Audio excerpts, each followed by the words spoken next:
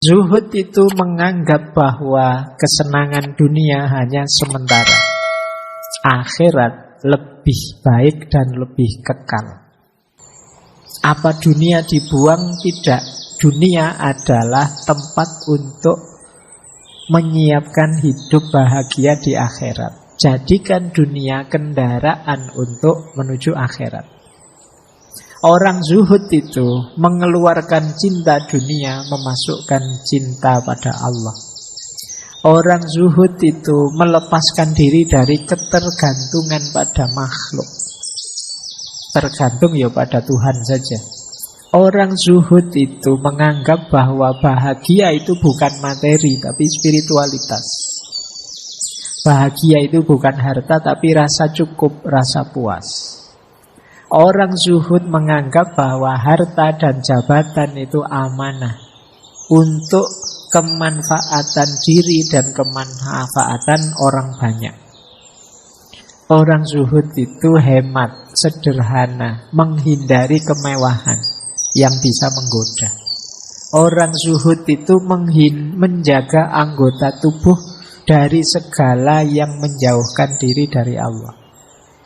Jadi ini gaya hidup orang zuhud. Ini saya baca cepat, nanti mungkin teman-teman kalau di kamar dicentangi satu-satu ya. Ini saya sudah, kalau belum disilang. Nah, saya tidak tahu nanti skornya berapa.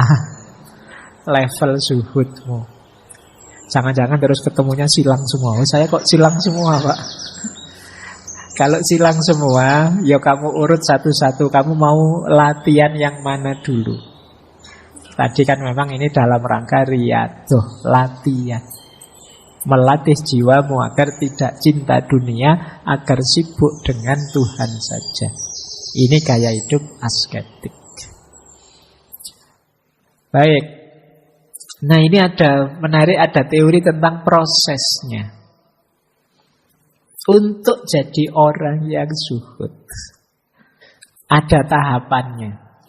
Jadi pertama tentu saja yang paling dasar, tinggalkan yang haram.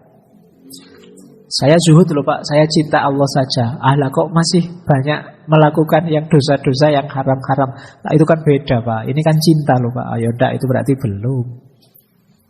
Jadi yang paling dasar meninggalkan yang dosa-dosa yang haram-haram.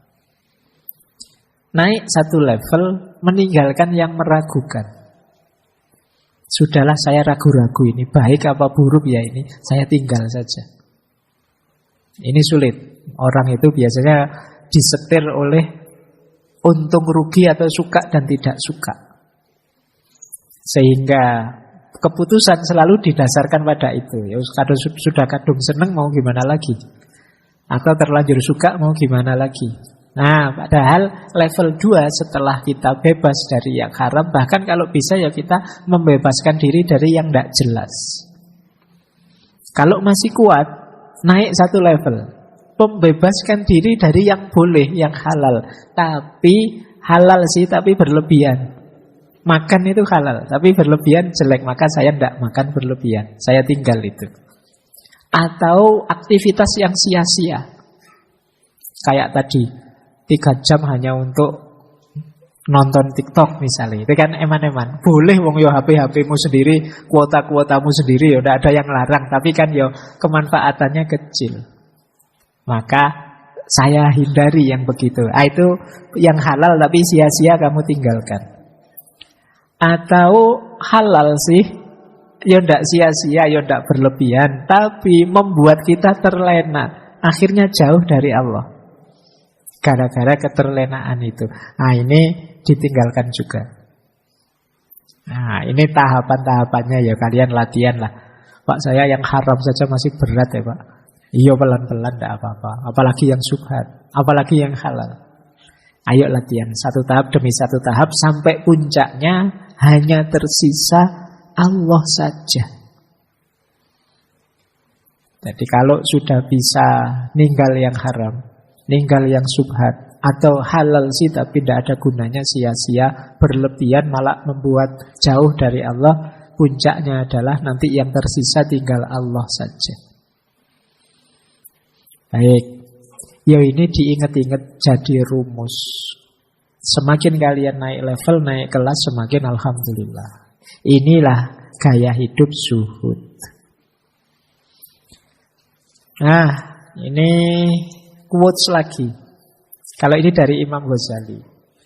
Saya baca Indonesianya saja ya, biar kalian tidak lama-lama roomingnya.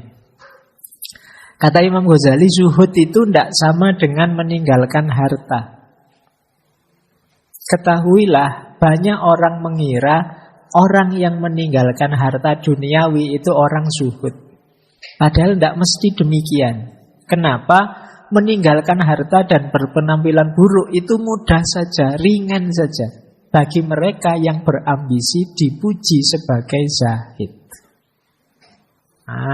Hari ini kan banyak orang belum zuhud, tapi sudah acting zuhud. Jadi, kalau saya dunia itu anti sudah, Pak Duni tidak punya duit. Ini kan acting saja. Batinnya sebenarnya rindu, ingin punya banyak uang, tapi gayanya biar kelihatan seperti zahid, terus dia merendah-rendahkan uang. Padahal dia butuh uang. Apa uang itu? Apa dunia itu? Nanti setelah itu diberi sangu besar, alhamdulillah. Jadi, hakikatnya bukan itu. Monggo saja kalau punya harta. Banyak sufi juga kaya, tapi batinnya tidak terikat oleh dunia yang dia miliki. Seandainya kekayaan itu saat itu juga habis hilang, dia tidak akan sedih. Ini namanya batin yang tidak terikat oleh dunia. Kadang-kadang unik. Ada hukum timbal balik. Yang kita hindari-hindari justru datang. Yang kita kejar-kejar justru lari. Ini salah satu rumus dalam hidup itu kan. Banyak paradok-paradok. Nah, banyak ulama itu yang jiwanya sangat zuhud, tapi kaya. Entah dari mana hartanya datang. Meskipun beliau-beliau tidak menginginkan itu dan tidak melekat di situ. Jadi punya harta atau tidak punya harta belum jadi ukuran jiwa seseorang sudah zuhud. Jadi zuhud itu berarti kondisi jiwa kita yang tidak cinta, tidak terikat oleh dunia. Zuhud itu hati yang bersih dari duniawi. Imam Ghazali di yang bawah itu mencontohkan Nabi Sulaiman itu pemilik kerajaan yang luar biasa, punya kekuasaan yang luar biasa, tapi beliau ini termasuk orang yang zuhud. Jadi tidak kecewa, tidak sedih seandainya kehilangan harta atau kehilangan kekuasaannya. Alah wong dunia saja kok. Nah, itu mentalnya orang zuhud. Waduh, saya habis ketipu ini berapa puluh juta. Dunia saja kok. Tidak harus disedihkan sampai segitunya. Ini berarti jiwamu sudah jiwa zuhud. Jadi yang membuatmu sedih hanya Allah saja. Kalau kamu merasa, waduh aku kok merasa melakukan dosa seperti ini ya, nanti jangan-jangan Allah murka. Kamu galau di sini, tapi tidak galau kalau uangmu hilang, atau kalau gajimu turun, atau kalau kiriman orang tuamu tidak datang-datang. Tidak apa-apa. Jiwamu berarti jiwa zuhud. Oke ya, jadi ini gaya hidup asketik. Namanya zuhud. Nah, terus ada lagi uzlah. Kalau uzlah ini lebih ekstrim daripada zuhud. Karena dalam uzlah itu tidak sekedar hatinya, tapi tubuhnya juga menghindar dari keramaian. Jadi uzlah itu dari kata-kata azala ya'zilu, i'tazala ya'tazilu. Ini artinya apa? Mengasingkan diri dari dunia ramai. Dalam rangka apa? Melatih batin biar bisa zuhud. Kan kadang-kadang kita harus latihan dulu. Tadi namanya riyadhah. Wah Pak, kalau saya masih di circle saya yang sekarang, sulit saya menumbuhkan jiwa zuhud. Pingin zuhud kok tiba-tiba diajak ngafe. Pengen zuhud tiba-tiba diajak touring, healing, tiba-tiba diajak, wah kapan saya zuhudnya ini Pak. Nah, bisa ambil strategi riyadah dengan cara uzlah. Menjauh dulu deh dari keramaian. Nanti kalau batinnya sudah kuat, tidak mudah tergoda, turun lagi. Nah, ini sebenarnya salah satu laku dalam tasawuf. Namanya uzlah. Para ulama dulu ya banyak yang melakukan uzlah dalam rangka menjaga diri biar tidak mudah tergoda. Menjauh dari keramaian, menenggelamkan diri biar tidak kelihatan dulu. Dalam rangka apa? Latihan. Kalau kita hari ini kan takut, kemarin kan ada FOMO, takut dia anggap tidak ada. Sehingga kalian pokoknya pingin tampil terus, pingin kelihatan terus. Waduh Pak, channel YouTube saya sudah seminggu ini tidak ada isinya, harus bikin konten ini. Wah, kamu pingin tampil terus. Kamu lupa logika tadi, logika riyadah tadi. Mending kamu puasa dulu, jangan tampil. Nanti kalau sudah hebat, baru bikin konten yang luar biasa. Daripada memaksa tampil terus, tapi tidak berkualitas. Nah, ini logiknya FOMO kan, yang sering dipakai kemarin. Nah, uzlah melatih yang sebaliknya. Jauhkan dirimu. Lakukan riyadah dulu. Mendekat dulu pada Allah. Baik. Nah, ini ada beberapa, ini saya ambil dari kitabnya Imam Ghazali ya, Ihya Ulumuddin. Ini salah satu hadis yang Rasulullah Nabi Muhammad menyarankan kita di situasi tertentu menjauh. Jangan terlalu terlibat. Kata beliau begini, bersabda beliau, apabila engkau menyaksikan manusia pada ingkar janji dan amanah yang dipercayakan pada mereka, kemudian mereka menjadi begini. Menjadi begini itu beliau memasukkan jemari yang satu ke jemari yang lain. Maksudnya apa? Mereka ini sibuk bertengkar dan berkonflik. Jadi kalau sekelilingmu sudah tidak karu-karuan, isinya orang gegeran, orang konflik saja.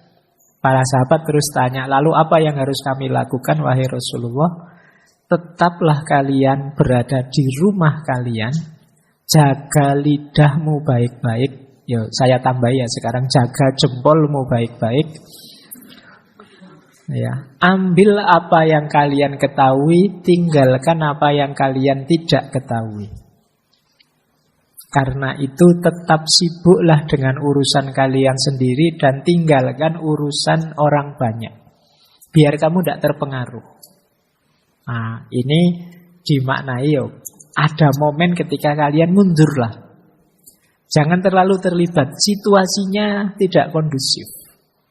Isinya orang gegeran, orang berselisih. Kalau kamu masuk, pasti kamu terlibat perselisihan itu, entah di posisi yang mana. Mundur sebentar. Apa sama sekali kemudian tidak peduli? Ya enggak. Kalau memang ada yang jelas baik, kalian ambil. Yang meragukan, yang tidak jelas, yang kalian tidak ngerti apa-apa, singkirkan semua. Nah, ini petunjuk dari Nabi. Ini juga dipakai untuk memahami uzlah.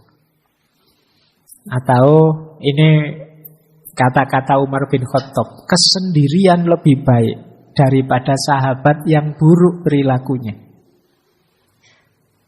Punya teman sakos itu kok kurang ajar semua. Yo wis lah, ndak apa-apa kamu milih.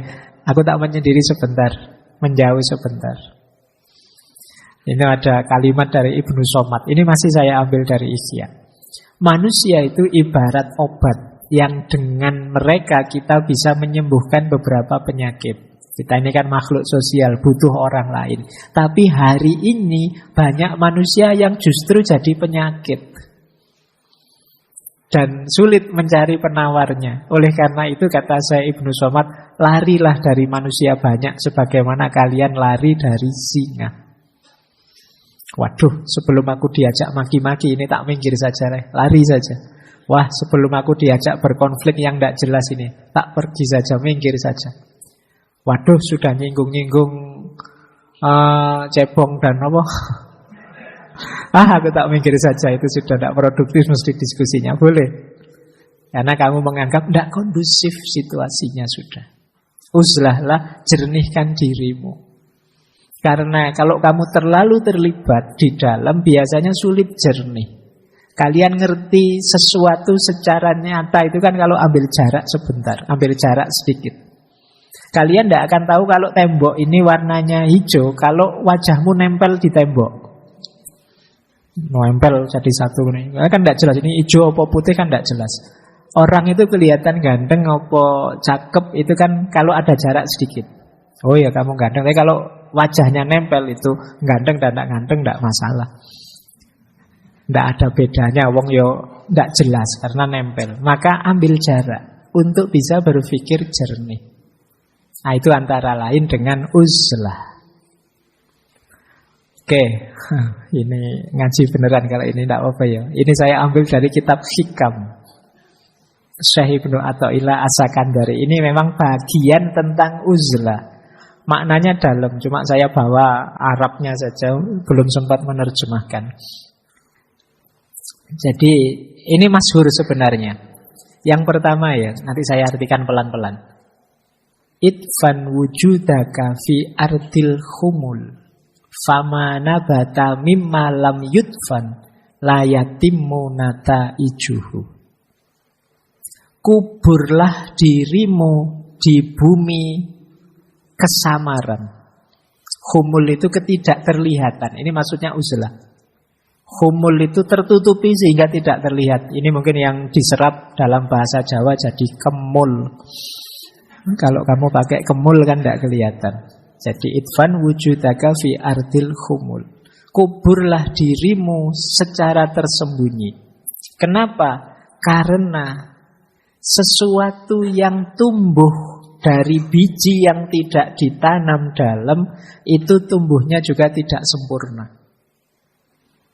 Biji itu kalau ingin tumbuhnya bagus, ya kamu tanam yang proper, yang dalam. Jangan sekedar kamu sebar di atas tanah. Berarti apa? Dia harus disembunyikan dulu. Baru dia bisa tumbuh jadi tanaman yang bermanfaat. Kalau tidak kamu tanam, kalau tidak kamu sembunyikan dulu, ya dia tidak akan muncul sebagai tanaman buah yang bermanfaat. Itu yang dimaksud idfan wujudaka fi ardil khumul. Jadi jangan takut-takut kamu mengambil waktu, mengambil jeda untuk menjernihkan diri untuk uzlah. Para ulama juga dulu banyak yang melakukan itu.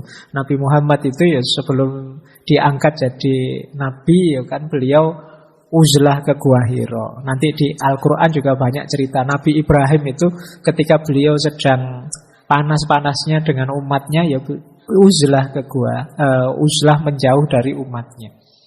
Jadi banyak cerita-cerita tentang uzlah ini. Kalau memang zaman menurutmu sudah sulit diperbaiki, bahkan nanti kamu bisa terpengaruh, tidak ada salahnya kamu milih opsi uzlah dulu, biar jernih pikiran. Pak, nanti ketinggalan zaman, tidak apa-apa, nanti kamu bikin zaman sendiri. Ya, oke, lanjutannya ya. Ma nafa'al qalba syai'un mislu uzlatin. Tidak ada yang lebih bermanfaat untuk hati kita sesuatu sebagaimana uzlah. Yadkhulu biha maidana fikratin, yang kita masuk ke sana menuju medan kontemplasi, medan refleksi. Filsafat kan sering menyarankan ayo kontemplasi, ayo tafakkur, ayo refleksi. Ini mungkin kita lakukan kalau kita menjauh melakukan uzlah. Kalau terlibat terus ya kita tidak sempat mikir, tidak sempat tafakkur. Ayo nyari momen sendiri. Nah, kalau bahasa lainnya kan itu, nyari momen sendiri itu dalam rangka apa? Berpikir, merenungi hidup kita, tafakkur, kontemplasi. Jadi itu antara lain gunanya uzlah. Bukan kan banyak quote-quote itu, carilah momen sendiri. Tapi momen sendiri itu tidak sekedar untuk kamu bisa YouTubean sendiri, TikTokan sendiri, WA-an sendiri, enggak. Maksudnya untuk tafakkur, kontemplasi. Nah, terakhir ini dari Syekh Ibnu Athaillah. Kaifa yusriku qalbun suwarul akwani muntabi'atun fi mir'atihi. Bagaimana kolbu kita, hati kita bisa mendapat cahaya dari Tuhan. Wong di dalamnya sudah penuh dengan gambar-gambar. Gambar-gambar realitas. Suwarul akwani muntabi'atun, terpatri fi mir'atihi, di cerminnya. Kenapa kita sulit menangkap cahayanya Allah? Kita terlalu sibuk dengan urusan dunia, hati kita penuh dengan hal-hal duniawi. Tempat untuk Allah hadir dengan cahayanya tidak ada. Disitulah saatnya kita harus mengambil jarak, mundur sebentar, memberi space agar cahaya bisa masuk. Mungkin batin kita terlalu penuh dengan gambar-gambar. Kalau istilahnya Syekh Ibnu Athaillah gambar-gambar. Kalau teman-teman mungkin tidak hanya gambar ya, ada videonya segala. Isinya macam-macam. Jadi cahayanya Allah tidak bisa masuk.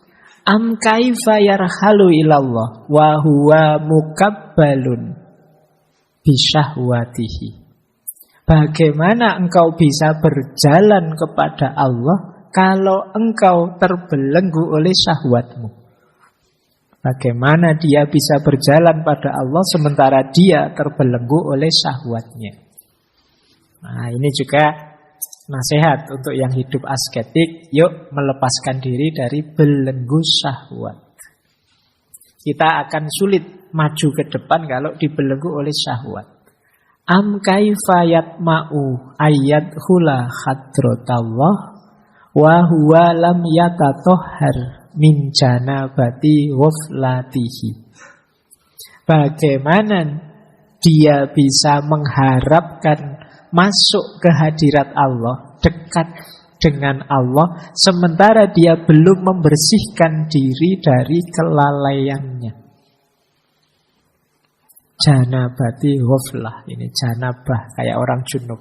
Orang lalai tapi tidak sadar-sadar. Gimana bisa dekat dengan Allah? Kamu itu lalai dan tidak sadar-sadar. Yang terakhir, am kaifa yarju ayyafhama daqaiqal asrar wa huwa lam yatub min hafwatihi. Bagaimana engkau menghendaki bisa paham hal-hal rahasia yang halus, yang tidak kelihatan, sementara engkau tidak tobat dari kesalahanmu. Kita itu kan banyak sekali melakukan dosa yang berulang. Kita tahu itu dosa dan setiap kali melakukan mungkin kita sesali, tapi besok diulang lagi. Nah, ini namanya lam yatub min hafwatihi.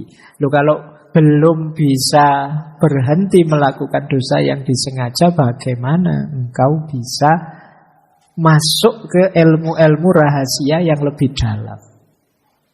Nah, ini salah satu bab bagian di kitab Hikam. Hikmah yang ke-11, 12, 13 mengajarkan kita untuk uzlah. Tujuannya apa? Menjernihkan diri dari yang pertama tadi ya, gambar-gambar duniawi. Yang kedua, dari belenggu syahwat.